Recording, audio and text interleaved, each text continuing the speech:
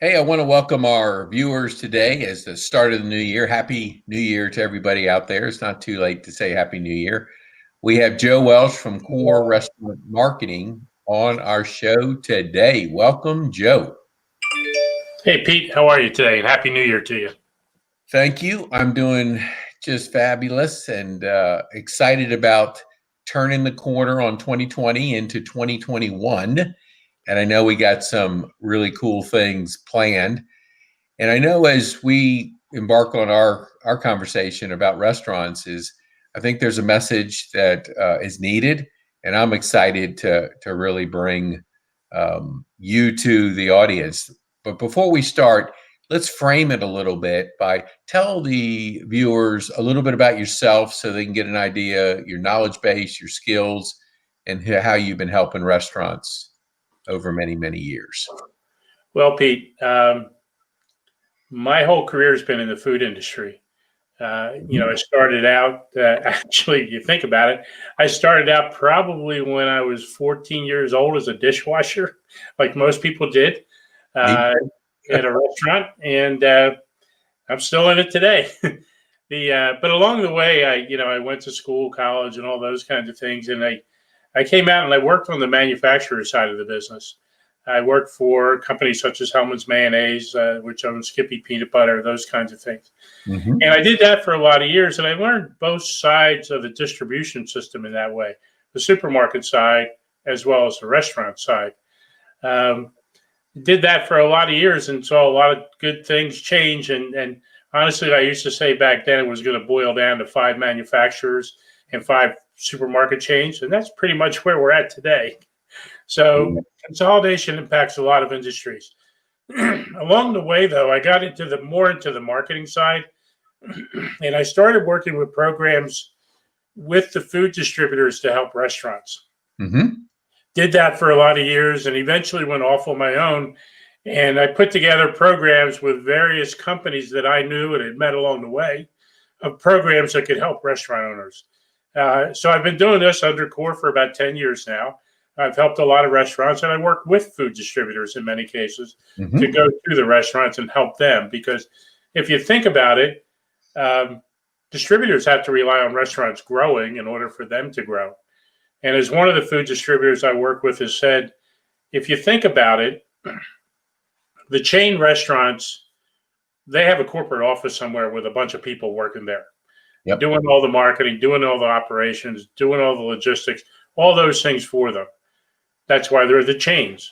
But what does the independent restaurant have? So many distributors have put together programs specifically designed that how can we help the independent restaurant owner? How can we almost, in a sense, be a back office to them, much Yeah. like the chains have? So the programs that we've crafted really, the independent restaurant can get the same pricing on services that the chains are getting. And we bring the knowledge of what works in the marketplace, what's not working in the marketplace, and we also stay on top of what's going on in the marketplace. So that's what we do, and that's part of the background of where I'm at today. Awesome. A much needed service to the restaurant industry. I too spent many years on the distributor side, so I'm very familiar with the challenges that independent restaurants have today. And I can say that I read an article, I don't know where it was from, but it talked about during the COVID crisis that the independents fell behind because they didn't have the resources that the chains have to do online ordering, takeout, and all the things that you have to change very quickly when something like COVID happens. So why don't you share with the viewers a little bit about COVID and what effects you saw that it had on the restaurant industry? Well, I think I'll start with, when first COVID first came about, many of us thought, okay, this is going to be a 3 month problem. And everybody got their ducks in a row to handle through. Okay, we'll be probably through this around May. We'll be good for Memorial Day, good for the summer, and be right back on our merry way. Well, as we all know, that didn't happen, and it still hasn't happened yet. Uh, Many people suffered. Some smart ones took some very proactive steps up front. Mhm. It did things such as, okay, I need to adapt and perish, and I'm going to adapt. So they did things such as reducing their overhead, reducing their costs, all those kinds of steps to move forward and preserve cash. Many didn't. They thought, okay, this will get through, we'll be fine. And an article that I read along the way said the average restaurant only has 10 days of cash flow. So when your business gets knocked to the ground to the tune of 60 and 70% drop that first month, there goes your cash flow. Yep. And then I also read an article that, much of the government money never made its way to the independent restaurant. Many never got it. So that was the other challenge. So those first couple of months were very tough. There was no business. Restaurants adapted in many different ways to survive. They were selling groceries because people didn't want to go to the supermarket. They were doing all kinds of things to scramble and get cash to stay alive. And many did. And I have many clients that took those approaches and did well. Others said, okay, I need to cut back on my labor. I need to do all these kinds of things to streamline my business, streamline my menu. And in fact, those people did well. And many, in fact, were more profitable this year. They didn't do the revenue they've done before, but they made more money. So it's been quite an interesting year. But here we are today. It's January. I think this is going to be a very tough month, and a lot of restaurants just aren't going to make it past this. I know I live in Pennsylvania, so up here, our governor basically shut down indoor dining from Thanksgiving till after Christmas. As well as I do, that's when the restaurants make their money. That helps them get through January and February. So it's been very, very tough. But we've had some people be very resilient, be very creative, do a lot of different things to stay alive and do well. Whereas others have said, I'll just hold my ground and get through this. They're struggling, or in many cases have shut their doors. So it's kind of where we're at today. So what do you think? What are the changes you see going forward as we embark on 2021? Moving forward, a lot of it's about technology moving forward.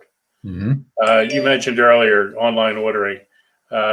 Many independents don't have online ordering, and many still don't have online ordering. So the consumer has changed.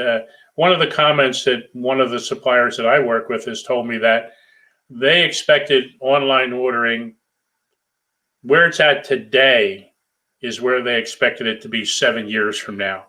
So COVID just sped up technology faster than you can imagine. Wow. So you either had to get on that technology bandwagon fast or have plans to be on it now, because that's here. You've got to be there. From design changes, what you're seeing in the changes, they're starting to re-equip many stores and new designs to have a drive-through window. As much as I hate to say it, and I know you're in Atlanta, Pete, with Chick-fil-A, they have the 2 lines through, the 3 lines through. They're all going through the drive-through because guess what? People aren't going inside. Yep. So that's how they've adapted to. And then the other thing, which I think should stay with us as we move forward, is the fact that consumers want to be safe. So the more that a restaurant can do to not persuade, but tell their customers that we're safe here, we're doing our cleaning. In Pennsylvania, you can be self-certified as a COVID-19 certified restaurant, meaning you're doing all the proper steps. Reinforce that to your customer that we're taking all these safety measures. I don't think that's going to go away. And because, the rate at which vaccines get distributed is an important part. But many people are saying we're into this COVID world into 2022 in some respects. Yeah. So you have to do the certain basic things now moving forward. Good. How do you see like the restaurant menu changing in the future from your perspective? One thing I'll tell you, someone had sent me a menu the other day that they want to redo their menu. And I looked at it. There had to be 120 items on that menu. Okay. They really need to look at their point of sale data if they have it, see what's selling, make what the customers want. That does a lot of different things for the restaurant. Obviously it gives the customers what they want, but it also helps the restaurants become more efficient in the back of the house, where they can streamline it, get everything faster to be able to handle those online orders, because they're coming to pick up in 35 minutes. Okay. So looking at the menu, that's one way. Another way, which I'm seeing, is basically digital menus.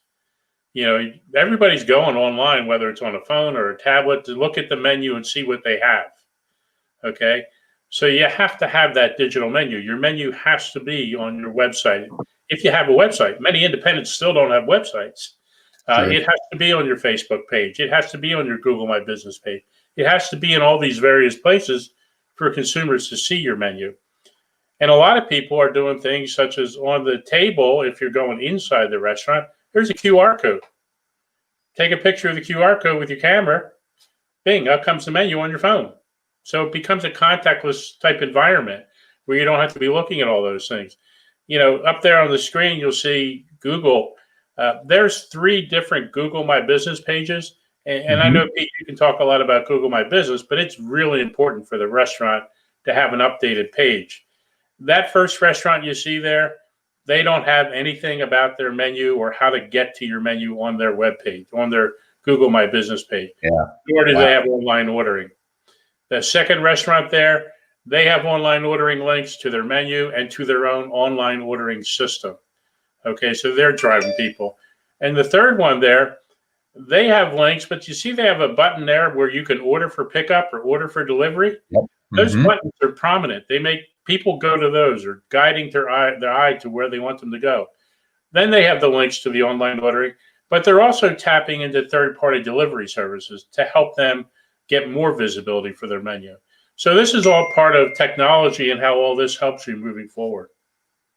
Okay. Yeah, we're in Atlanta, and so we don't have really a shutdown issue. We can indoor dine, and I was out with my wife, and we said, let's go get some sushi. So I said, hey, pull up and make sure they're open. And she looked and said, no, it says they're closed. I said, well, just call them, because maybe they just don't update their page. And we were looking at the Google page, and called, no, we're open. And she just said, well, you should let your Google page know, because I'm sure people don't take that extra step and they think you're closed. And so many people are going online to get their information. And like you just stated here, we look at the takeout menu, we look at what they have to offer. We'll even, and we want it quick. And if it's not there, or it's like a PDF that you've got to pinch and expand, it's too difficult, then we go on and we find something else. So that's a good point about making sure you make it easy for the people. Pete, another good point with that is many restaurateurs still have the opinion that people our ages don't look at that. Yeah. You know what? I don't know of anybody who is in their 60s that hasn't been using computers in their work life, or communicates with their kids and grandkids over their cell phones. It's a different world. We're using the phones. The other thing I would really encourage restaurant owners to do is take a look at your Google My Business page and see how many views it gets, and see how many people are searching, looking, finding. You'll be quite amazed at what those numbers are. And like I said, if you don't have your menu there, you just lost a couple thousand people that wanted to look. And you never know how much you lose. Nobody comes in and says, hey, I was looking for your menu, but it's just they go on. They go do something else. So where do you think restaurants need over the next 6 months? Where do you think, and what do you think restaurants need to do? Well, my opinion is that if they've made it this far, they've made it through the worst financial turn of COVID. They got through the summer. They've made it through the holiday period, and they're in it to win it at this point. If you were going to shut down, you probably did. If you're still on the fence in January, you're either going to say, I had enough, or I can see light at the end of the tunnel. So it's that survive and thrive mentality over the next 6 months. And it's a learning curve. For many, it's like, yeah, I should have been doing this stuff. Well, guess what? Now's the time to do it. It's never too late to do it, because consumers have changed. And online ordering is a great example. People may not have done online ordering before, but they're doing it now. They're used to it. They like it. It's not going away. So you have those kinds of things. To me, it's like, okay, the learning curve. What do I need to do to survive and thrive and be profitable moving forward? Because, a couple of weeks back, the CEO of Starbucks was on a news show, and his comment I believe to be true. And he said that when we finally come out of this, there is so much pent up demand from consumers to go out to dinner, to restaurants, to entertainment, all those things. He said it is going to be like a gold rush. What we need to do is help restaurants get to that gold rush. And they need to help themselves too, but they have to do the steps along the way. But there is a light at the end of this tunnel. Maybe it'll slow getting here, but it's going to get here. Well, outdoor dining, dining in restaurants, the entertainment factor is something we enjoy as a culture. I mean, that's just part of what we are, and we've been deprived of that in some states more than others. So, yeah, I totally agree with the Starbucks CEO's comment there, that it's like a racehorse in that gate. And when that gate opens, there's going to be a rush, and we're going to want to get back into our restaurants and do what we used to do. Yeah, it's like you said, some states they've been doing it. And actually, that's kind of interesting because I deal with restaurants all over the country, and I see what's going on in other states, and then I see what's going on in states up here in the Northeast, and you just say, this is craziness. People that's all being handled different ways, some better than others, and some didn't hurt the restaurant industry as much as others. Yeah. But that demand is there. Consumers want it. They want to go out. They want to go out and enjoy their lives. And they're waiting for that day. So the question is, how do you get to that day and be there for them? Awesome. Tell our viewers the resource that you have available for them today. Well, there's a lot of resources that are available, but the thing that I see, and I'm going to focus on the menu marketing side of it, and you see on the screen there, we can come and give you an ebook that will tell you a lot of this, but the resources that you really have to take advantage of in the digital world are the Google My Business page, the online ordering, is your information there on social media and Facebook. And the thing that I really think is really quite important, there's so many ways for you to communicate directly to your customers in email that you should be having a very significant database building strategy.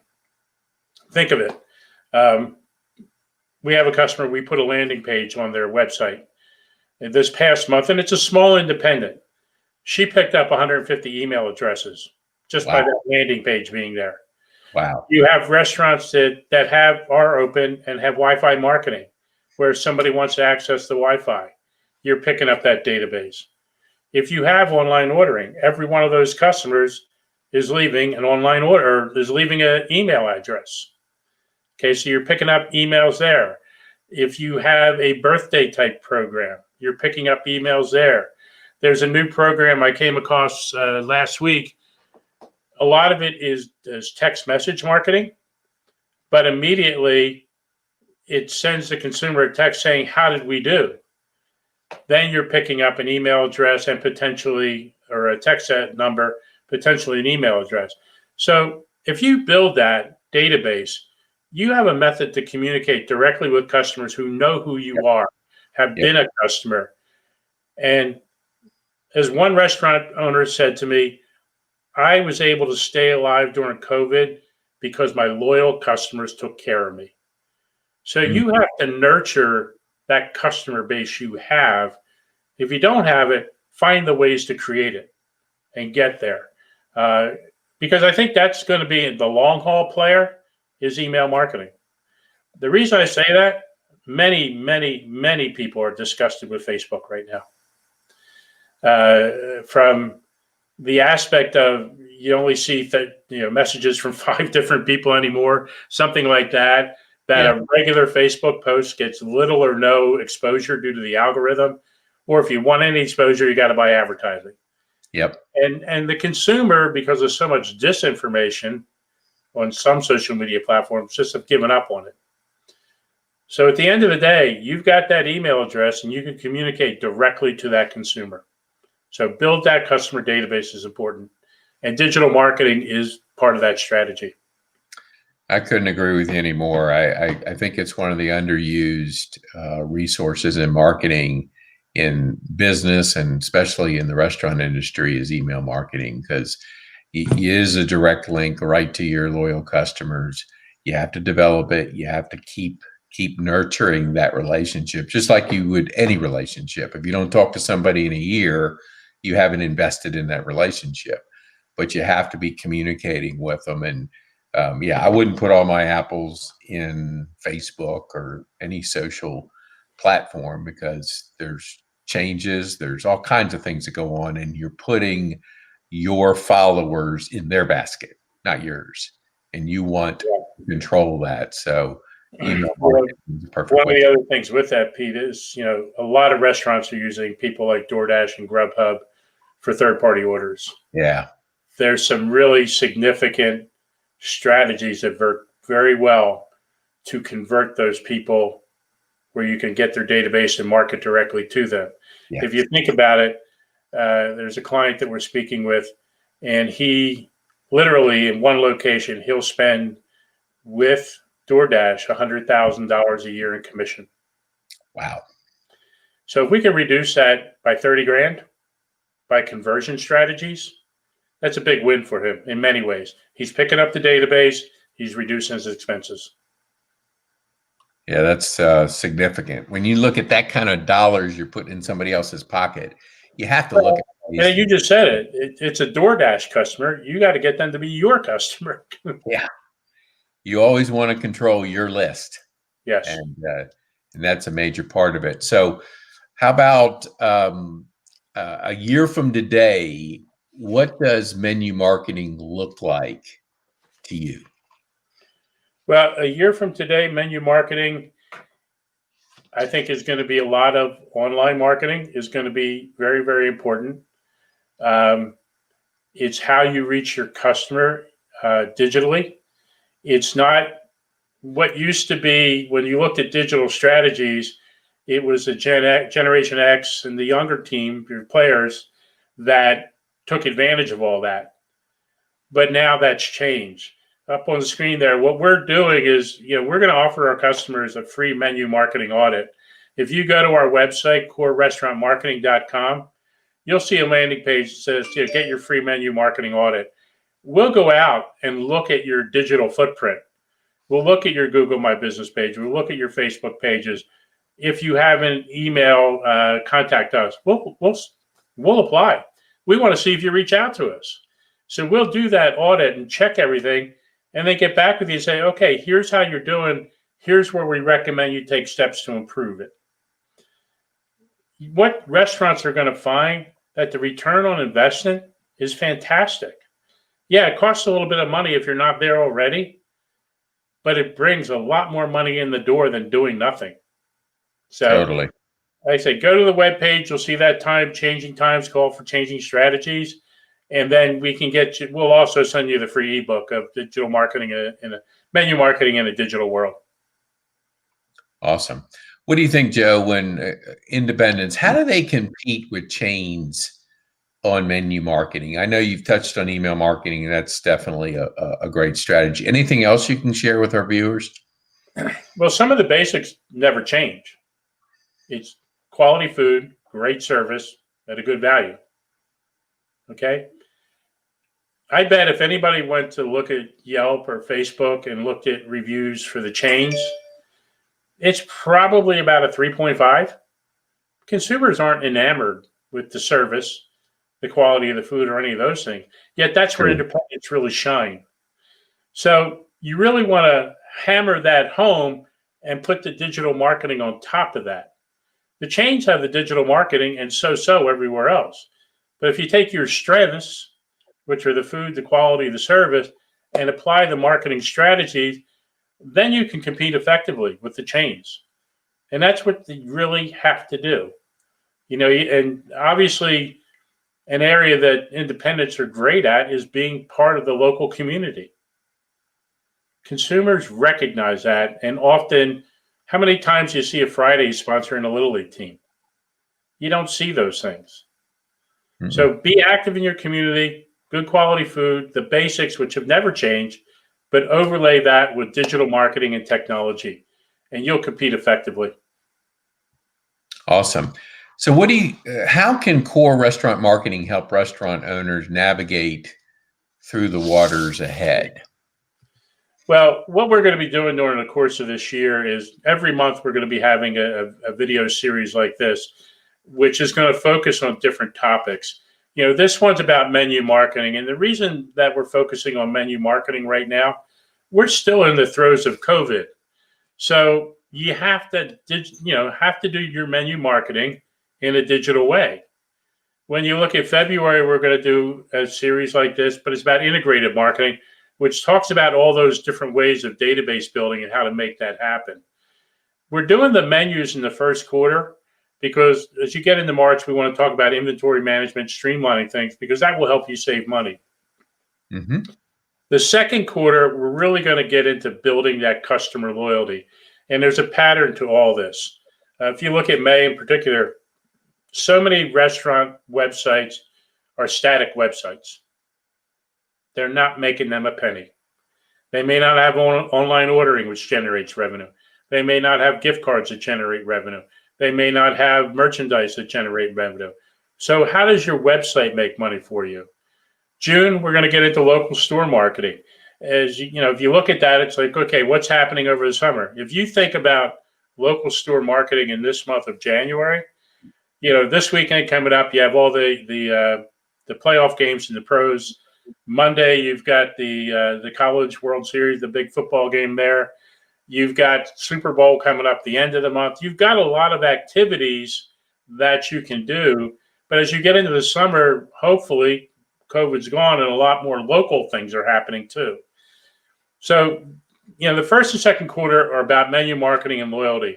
As we get into July through September, it's really about tightening up the management of your business. And we're doing that for a reason, because we want you to be financially sound going into that second half of the year. We want your books tightened up. We want your prime cost to be on a target number where you want to be. Taking a look at menu engineering. September, your employees make or break your company. So you have to build a culture, have to build a team, and that's important. And then as we get into the end of the year, it's all about the holiday marketing. And server training is an important part of that. We're hitting that in December. But if you think about it, you're going to have a lot of people coming through your door next December. Your servers are the ones that they're talking to. Your servers have to represent you. And your servers are a very important part of helping build that customer reviews, helping building that customer database. So your servers are a key part of your marketing team. But every month, we're going to address a different topic and help educate you along the way. Awesome. I love that plan. I mean, it touches on every aspect of the restaurant. And I think you got to look at your restaurant from the vantage point. How do I improve in these different areas? Because the people that make the changes are the ones that will thrive. And I think that's what we have to look at is when the gates get open again and people are rushing out to dine out and have some fun, you want to be the go-to restaurant. And if you've got all these things you're improving on, you have a better chance of getting a bigger share of that dollar. Well, Joe, we're going to wrap it up. And I tell you, it was very informative. I know for the restaurant owners, this is the message that's important. So I'm so glad you were able to be here. Let me put a couple things up as we wind down. And let me take this off, and we'll put, you have your free offer there with, getting your ebook, because this kind of education can help open up ideas. And then you want to get a hold of Joe, and I'll put your numbers up there. Reach out to Joe. I mean, with a vast knowledge of experience in helping independent restaurants succeed. And today, more important, more than any time, I think in at least the last 10 or 15 years. We need help, and we can't do it alone. And as an independent, you're sometimes out there by yourself. But Joe and his resources and his team can help you in that area. Any closing comments that you have for our listeners as we sign off? Closing comments are really continue to stay safe. It's, we're still in our COVID challenges, no matter where you are in the country. Yep. As a restaurant owner, learn from some of this. You may have been doing things a certain way all along, but you can always learn new things. And I am actually surprised every day that some older restaurant owners that I deal with have said, you know what? I finally decided that I can do this online ordering and I can make it work. So don't be stuck in a mindset. Be open to learn new things. And if you are, you'll do well. If you have a good following, you'll do well. And so I wish you all the success of 2021 and put the other guy in the past. Awesome. I see here one thing came up.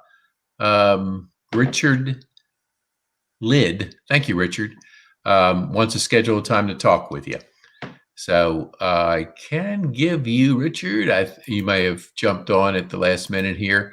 There's Joe's number, and you can reach out to Joe, and he would love to talk with you. And Richard, also, if you just want to go to the website, you can schedule a time to speak off of there as well. Awesome. He does have a good scheduling tool. Joe, thank you so much for today. We appreciate your insights and your knowledge and your message out to the marketplace and to help independent restaurants thrive in 2021. Okay. Take care.